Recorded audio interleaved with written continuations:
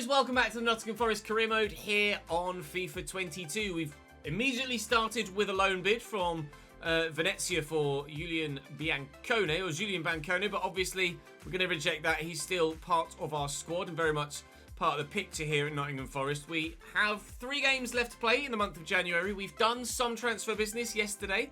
For those of you that missed it, we brought in Mangler, who has been brought in real life as well by Nottingham Forest. A number of our signings have been replicating the real life signings of Nottingham Forest. We have also brought in a couple of our own, most notably Jacob Ramsey, Taiwo Awoniyi, Mangler, Omar Richards, Niakate, Nico Williams, all real O'Brien, all real life signings that we've replicated in this save, including Biancone as well. We've got a number of players here in the reserves that are just going to time out, basically. Their contracts are going to run out. Nobody's going to buy them. Cafu was in the process of speaking to someone, but I don't know if he actually signed with them or not.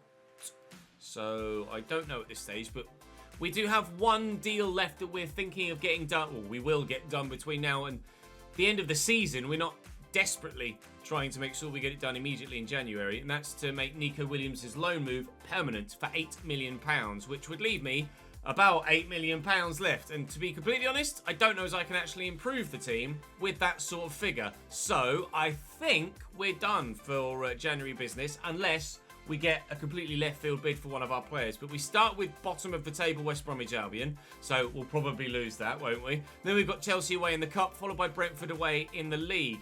Now, we are on a run of 6 straight league victories and 7 wins in 8 in our last 8 games in all competitions. Of course, Derby County forced us to a replay yesterday. So, beat West Brom. I don't know what's going to happen against Chelsea. And then beat Brentford. And we'll be very, very happy today. The league table looks great for us. In fact, some other sides have played an extra game now. We were in 6th. We've now dropped to 8th. But are still only 2 points off 3rd placed Arsenal with a game in hand. So, beat West Brom and beat Brentford. And we're right in the mix for a Champions League spot, let alone any sort of European spot this season. It's tied to the bottom. West Brom on 13, Southampton 14. We beat them yesterday, of course. Everton on 17 and Palace on 18.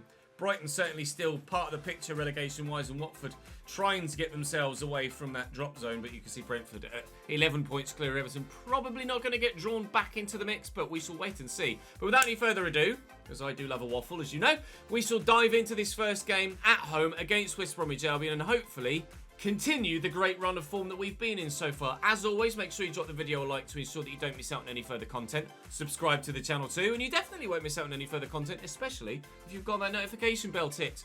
Right, some big deals have gone through so far in this window. You can see the top ones there. Renan Lodi to Juventus, Andreas Christensen from Ajax to Villarreal, and Zaniolo from Roma to Arsenal. For the time being, though, we're going to concentrate on Forest and West Brom, and hopefully wins in the Premier League. West Brom in a 5-2-3, which is a formation we could consider playing, but it would make our plethora of attacking players a little bit difficult to fit them all in the team. Sam Johnson in goal, Darnell Furlong, Ajayi, Shutalo, Kipre, and Greg Taylor. No, not Cambridge's Greg Taylor, different Greg Taylor at left back. Alex Mowat alongside Tom Rogic in the midfield, with Grady Diangana on the right, Carlin Grant on the left, and Daryl Dyke through the middle for West Bromwich Albion. They are evidently bottom of the table, so they shouldn't put up too much of a fight, but after playing Championship Derby County in the last episode and being taken to a replay, and then not necessarily making an easy victory out of the Southampton game either, I'm not massively confident that we'll dominate this. So we'll take it minute by minute, play by play, pass by pass, and fingers crossed everything will work out for us. We got in the way, but in the way with an arm. Alex Mowat from 28 yards, the former Leeds man. Doesn't look like he's going to go for goal, or is he? No, he's going to lay it off. Carlin Grant. Oh, he's going to lay it off instead. Strike! Oh, we get Dino. He's only punched it. Oh, we go Ryan. That's a much better leap. Brennan Johnson. Looked like he was picking his bloody nose there as the ball was dropping to. Jacob Ramsey work it forward. Fransk. Awoniyi looking over the top, but not putting enough on it. West Brom dealt with everything that we've thrown at them so far, but they made a mistake there. And we have equally dealt with everything they've thrown at me. I'm going to actually look for... Oh, Brennan Johnson through the gap, but Taiwo's passing continues to let him down. Doesn't seem to matter how much I train it. He's still shit. Lovely ball by Rogic, looking for Daryl Dyke, who's in behind. Javit Tanganga's no slouch, but he's struggling to keep up with the big man. But does do so. Bit of a clunky turn, and we're on the counter, and to be fair, it could be pretty decent with it too. If Brennan Johnson can find Gonzalo Ramos over the top, which he won't do, because the pass is pretty average. They almost ballsed it up though, but the spin takes it to Sam Johnston, and they're going to get away with it, West Bromwich Albion. Mistakes like that might be why they are where they are in the table.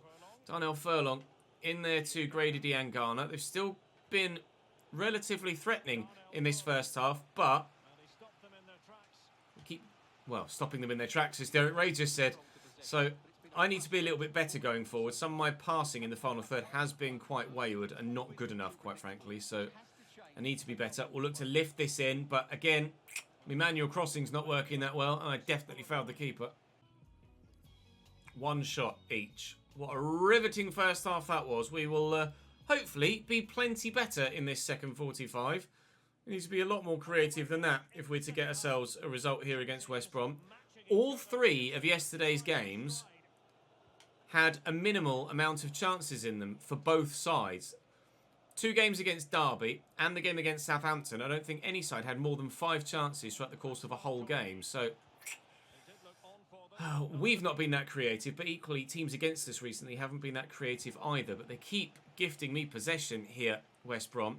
But they've got so many men behind the ball at all times, it's quite difficult to try and find the space. Cornet will try and stand this back up into the middle, but again, I've not quite got my angles right with the crossing. Normally, I'm actually quite good with the manual crossing, but for some reason in this game, I am well wayward with them. Needing to improve there, and needing to improve all round, really, if we're to get a decent haul of points today. Like we say, we're on a massive run of wins in a row in the league, and I want to keep that going. And Gonzalo Ramos, no, it's Brennan Johnson. What a save. Could have kept us on that run. Taiwo will try from the edge of the box instead, and Sam Johnson is having a great second half, isn't he? Leaping away to make the stop. Couple of very good saves there to ensure that we don't take the lead. Cross comes in. Ryan Yates is up. And Sutalo wins the header with 15 minutes to go. They're starting to get dangerous here. Darryl Dyke winds up from distance and draws the same save out of Dino. He's had not much to do in this second half so far, but thankfully he's alert, he's ready and able to ensure that West Bromwich Albion don't take a 1-0 lead. Get to that, Omar Richards. Driven into Vransk. There's so much space out wide here for Omar Richards to get into, and try and get into it we shall, and we have done very nicely. How's your cross?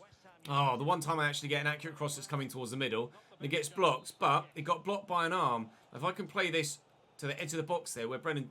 Oh, it's Nico Williams. I thought it was Brennan Johnson. Ah, that's thrown me off. Through that gap was Gonzalo Ramos. It's been constant pressure here on the edge of the West Bromwich Albion box all game. He's onside, Maxwell Cornet, and he's made the difference. Catching the West Bromwich Albion line out at last, and we take the lead. He broke through. 2 or 3 defenders stepped there, but someone on the far side wasn't on the same wavelength. Have a look at the replay. Watch the defensive line all move out, apart from one man on the far side. It's a really solid line of 5 there, and then someone just drops deep. The guy at the backside, the number 4, is it, I think? Or number 6. Maxwell Cornet on his left, off the bench, buries it. He scored quite a few goals this season. That's his 11th in 23. Our second top goal scorer in the Premier League. And we lead by a 1-0 late on against another relegation-threatened side. It took a 1-0 win against Southampton to get victory there. It's going to take a 1-0 margin of scoreline to get victory here as well. But it's not over yet. And West Brom is still coming. And Darryl Dyke's going to try and force the issue here. John Swift over the top. Can we get to that with Omar Richards? We can.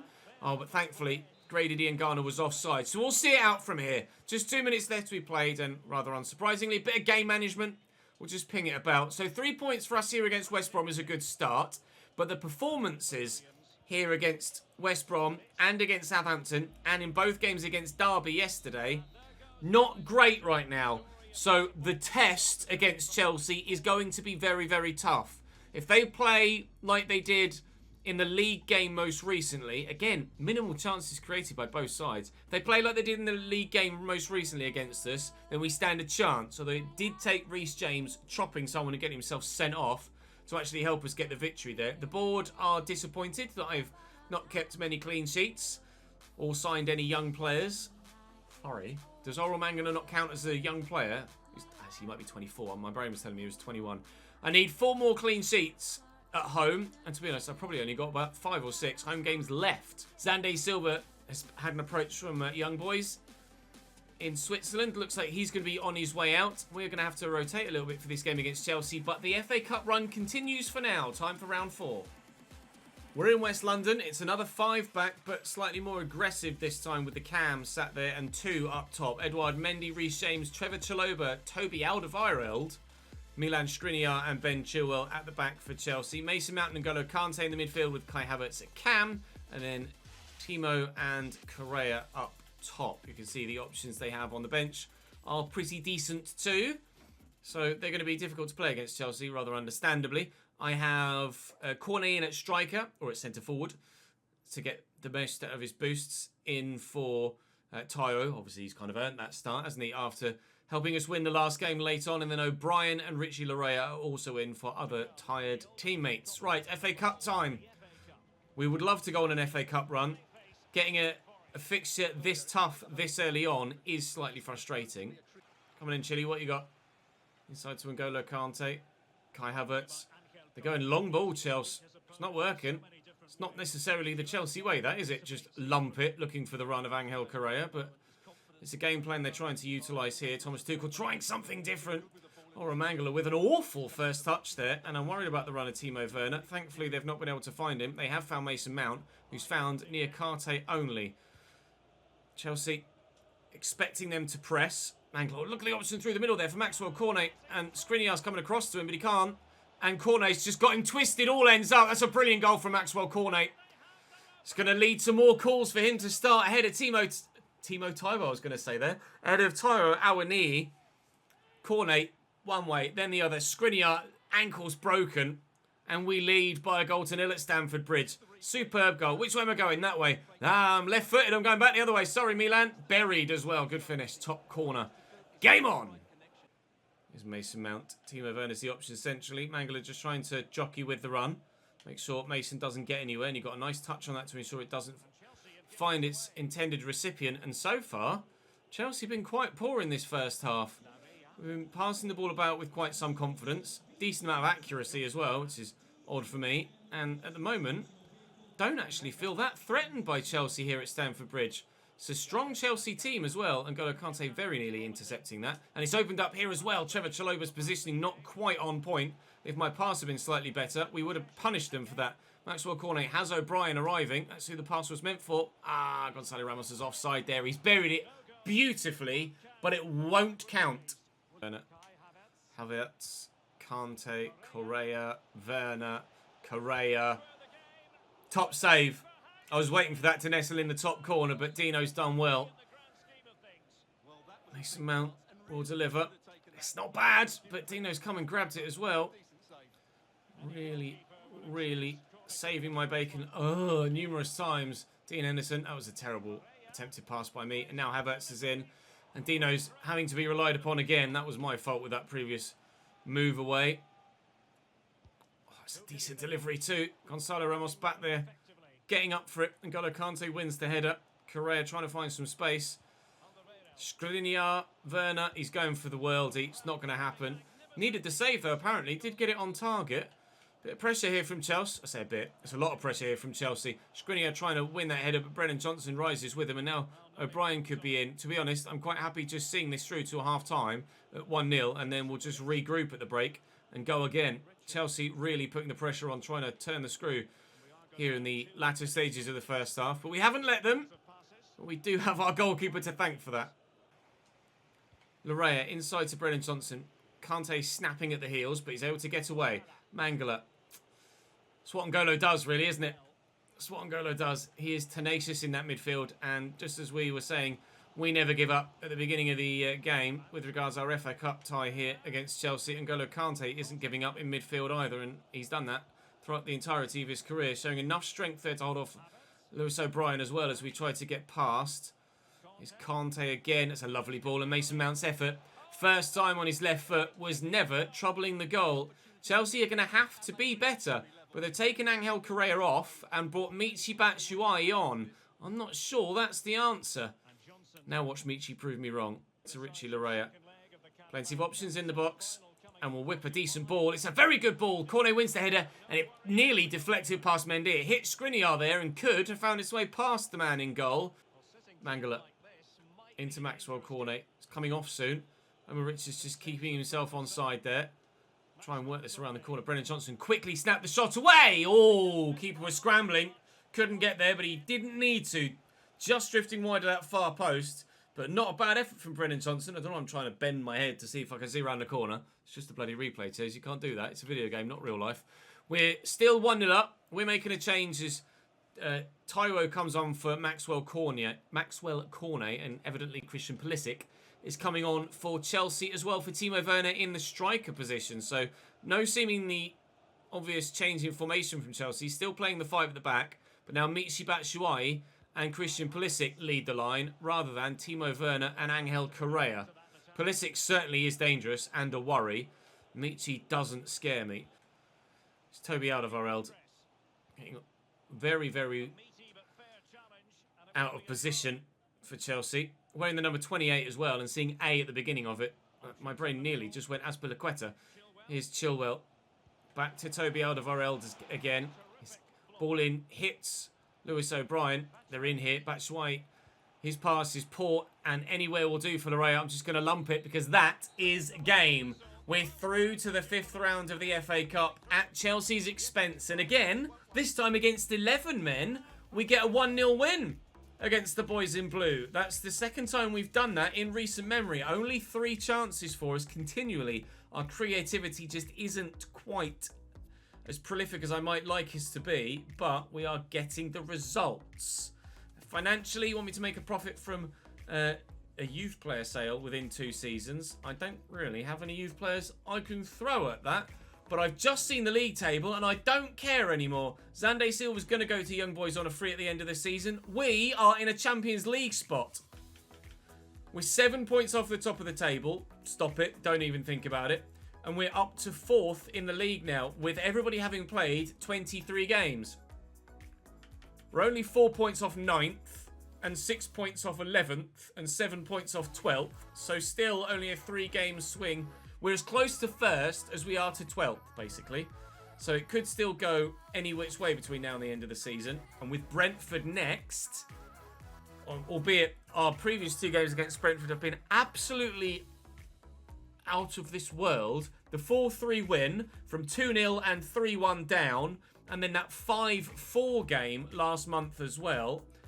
We're averaging 8 goals a game against Brentford. 7 in the first game and 9 in the second. So a 4-4 draw on the way, maybe? Potentially so. If we won other than the first game against Derby, we've won every game in January.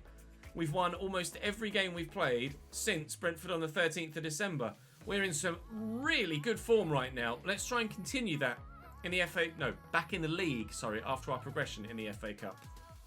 The Brentford Community Stadium, then a 4-3-3 for them. Raya, Esquivel, Pinnock, Ayer and Rico Henry. Onyeka, Jensen and De Silva. Brian and Burmo, Johan Wissa. And up top, Jonathan Burkhardt. Not on this occasion the Zian Fleming that played against us last time and was a real pain in my arse. We gave it the big one on the way into this, didn't we? Saying we're averaging 8 goals a game against Brentford with a 7-goal thriller and a 9-goal thriller. So now, watch this be a 0-0 draw. Wissa, it's loose. Burkhardt has to just adjust his stride there to go and get it. Tyus Jensen linking up nicely, but Ryan Yates intercepted that, read it well. Brennan Johnson out wide, and then Richards will take it in his stride, and he's got the pace. Now, do we look for the rangy through ball?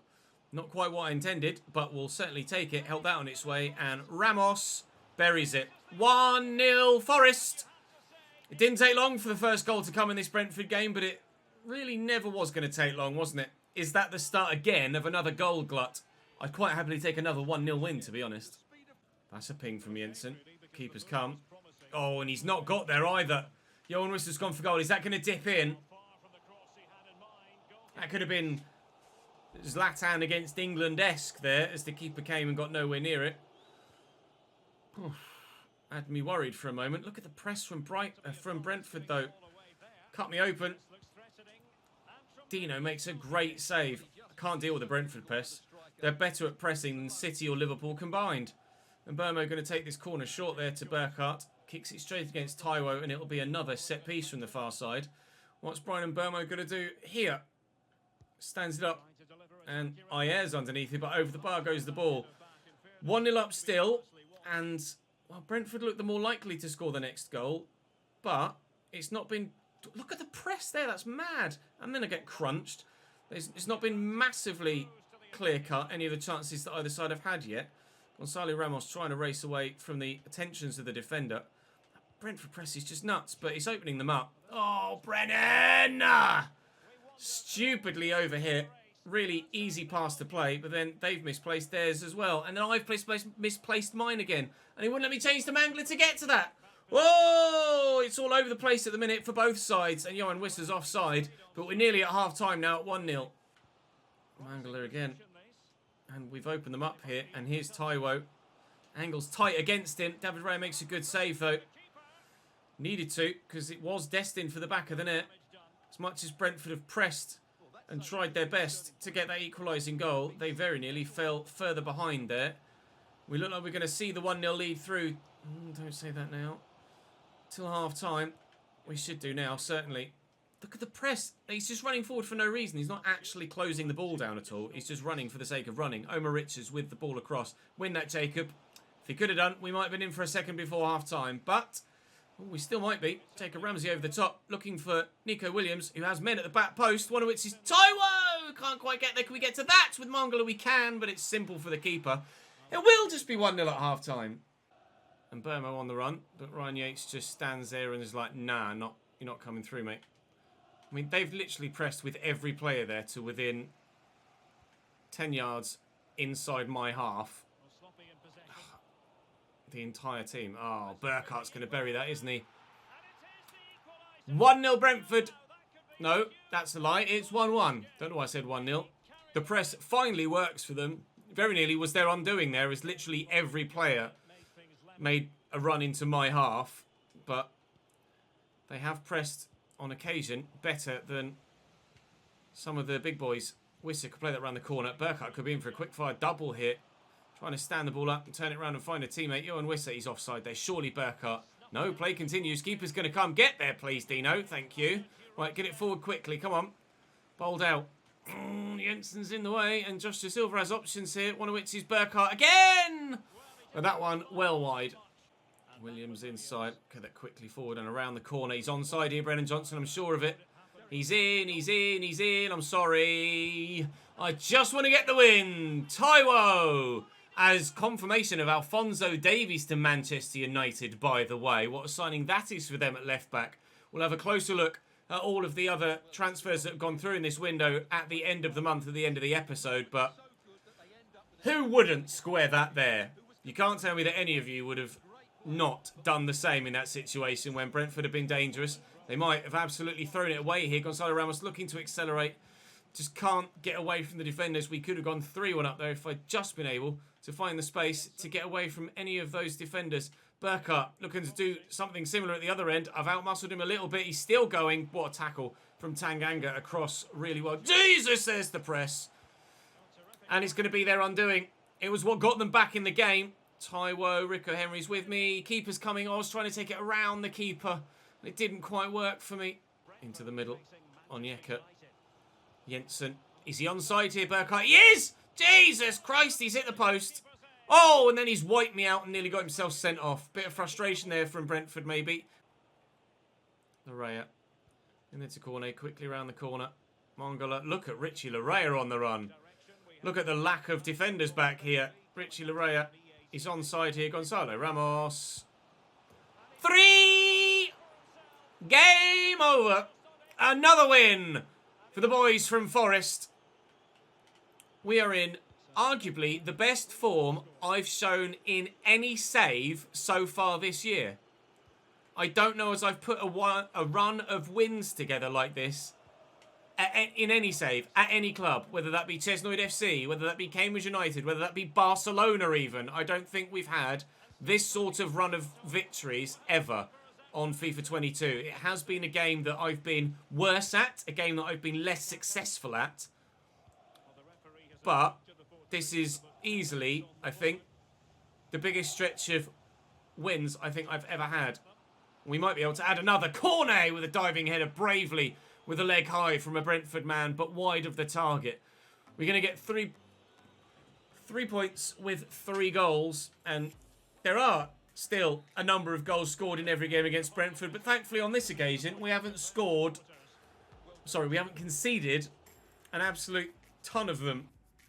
4 goals in the game and 3 of them going to us. More chances in the game for both sides, but given the history of that fixture, that's not really much of a surprise, is it? We saw Alfonso Davies to Manchester United a moment ago. We'll wait and see if there are any other big deals going through on transfer deadline day. But we are 7 points off top and we're up into 3rd. John Stones has gone to Paris Saint-Germain. Pessina has gone to Monaco, and Salisu to Lazio from Southampton, who we played yesterday. Biggest transfers in this window so far. Alfonso Davies to Manchester United for 102.2. Matthias de Ligt to Liverpool for 80.3.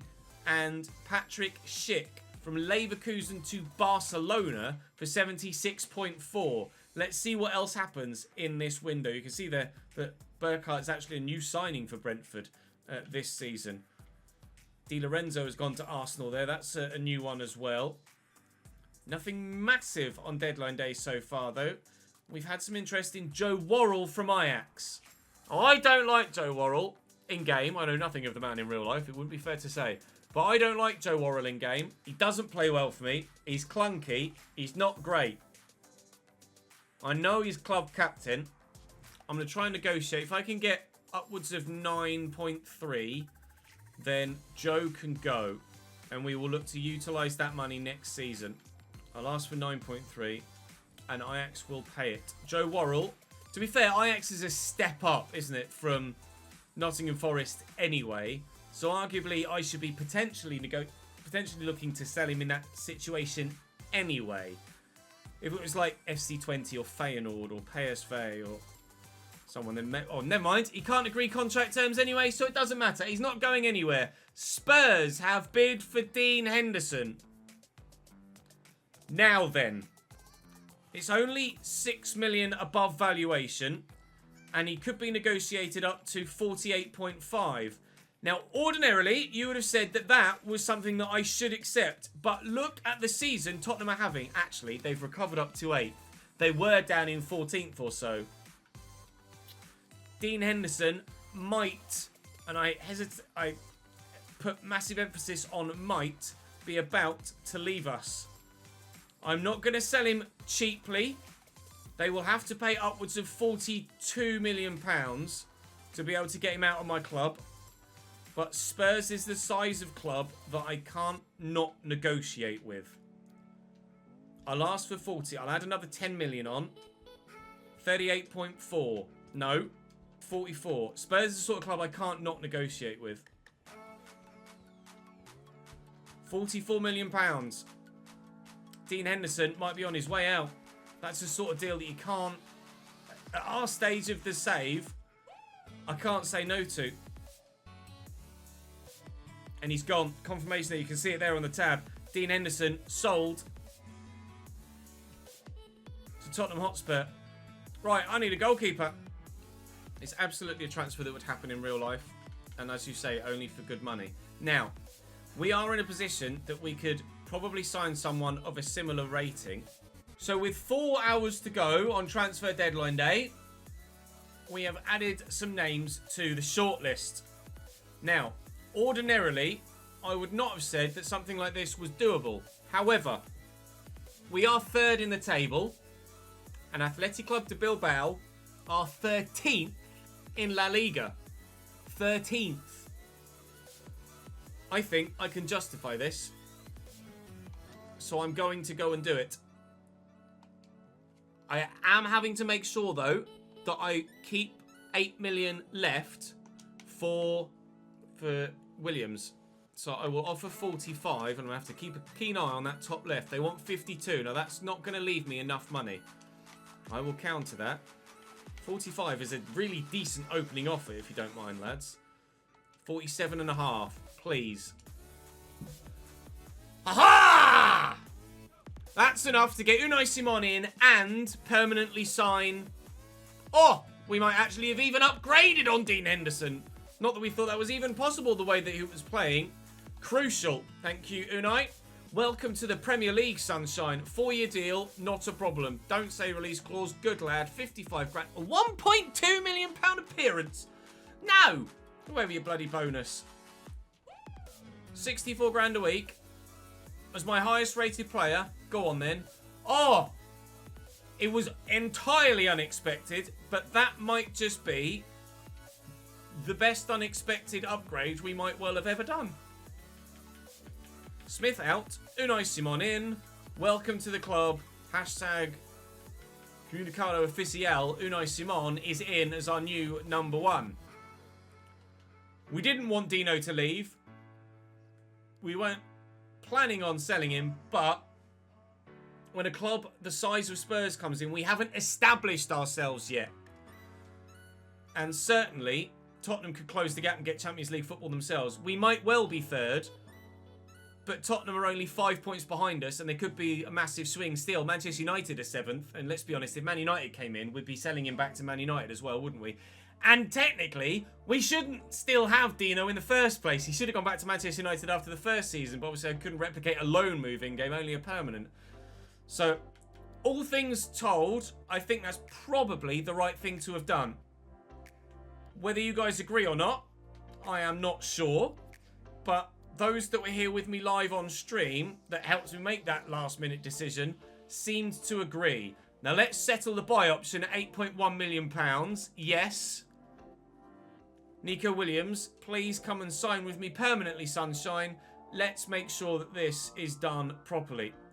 I'll offer him important rather than crucial. If he wants crucial, he can have it. 5-year deal. Mwah, chef's kiss. Dream. No release clause is perfect. 40 grand a week. Done and dusted, pal. We've spent nearly every penny we've got. But look at the transfers we've made this season. Omar Richards, Jacob Ramsey, Vransk, Mangala, Simon, Williams and Tanganga on loan. Tanganga will have to be replaced in this starting lineup next season, of course. But 6 permanents and a loan. That's a great window for us. Great season for us transfer-wise. Excellent growth throughout the squad. And certainly, Nico Williams will be playing a lot of football for us in the remainder of this save. But let's see out transfer deadline day now and see if anything else happens. 800 million spent. Napoli have bid for Lewis O'Brien. Napoli? I can't really say no to that either, can I? Lewis O'Brien isn't in my starting lineup.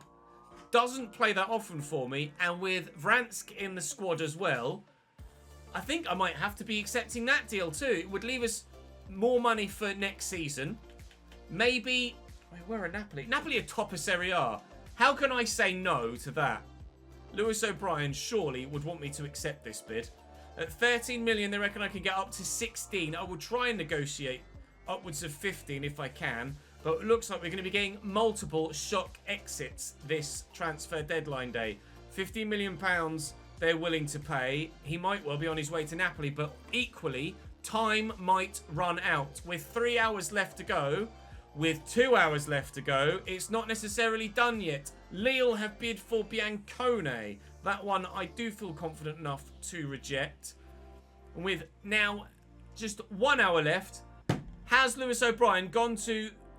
He has. He's gone. Lewis O'Brien sold. Arsenal want Ryan Yates. Oh, sweet lord. Right. Well, let's be honest. There's only an hour left, so I will accept this because it's Arsenal.